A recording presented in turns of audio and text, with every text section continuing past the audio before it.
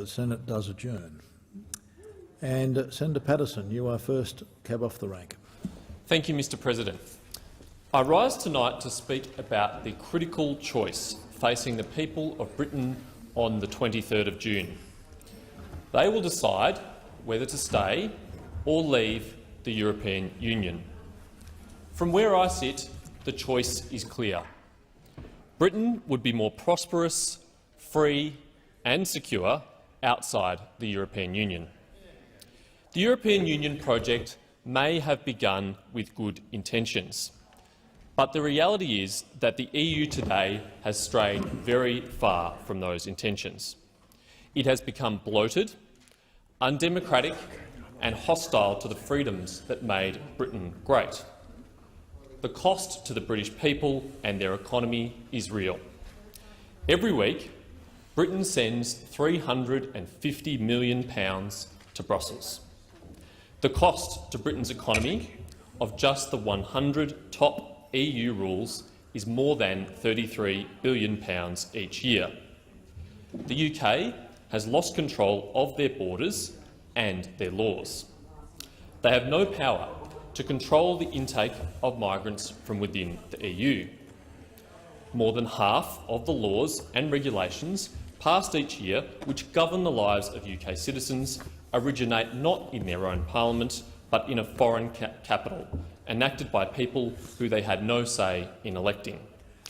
They are subject to and bound to failed and immoral policies like the Common Agricultural Policy, which drives up the cost of food for Europeans and erects barriers to people in the developing world who are only trying to grow food, develop their lives and sell them to the Western world. The main reason for me speaking on this issue tonight is to take the opportunity to address the most common but, in my view, very misguided argument for Britain staying in the EU. There are some who argue that the EU would be worse off without Britain's much-needed sensible and responsible voice in major policy debates. They argue that Australia and the world indirectly benefit from this by preventing the EU from making worse decisions. There are four main reasons why this is a very bad argument. If that argument ever had merit, it has long since ceased to be the case. Despite Britain's urgings, the EU has lurched from crisis to crisis and continues to show no signs of willingness to enact sensible reform. The recent failed renegotiation of Britain's own membership of the EU by the Cameron government is further evidence of this. Number two, we are asking our friends and allies in the United Kingdom to bear a very, very high price for an uncertain benefit for us.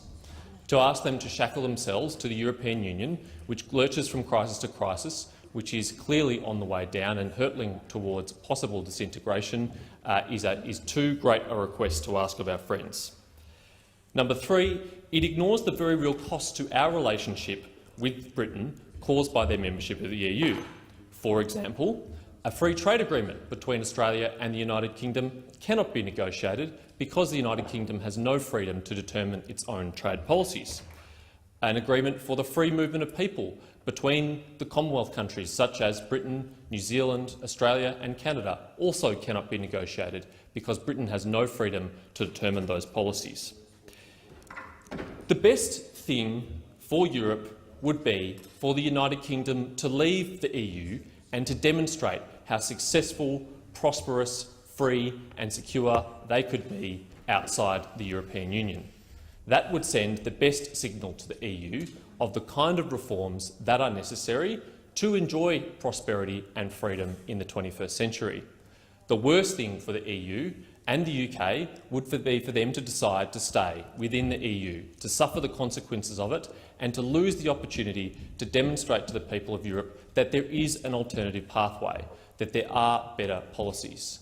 I urge the people of the United Kingdom to consider very carefully their vote on the 23rd of June.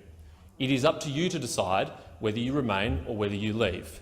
But rest assured that your friends around the world, including in Australia, would welcome you back into the international community outside the European Union, and you would have a strong, prosperous and stable relationship with us if you chose to do so.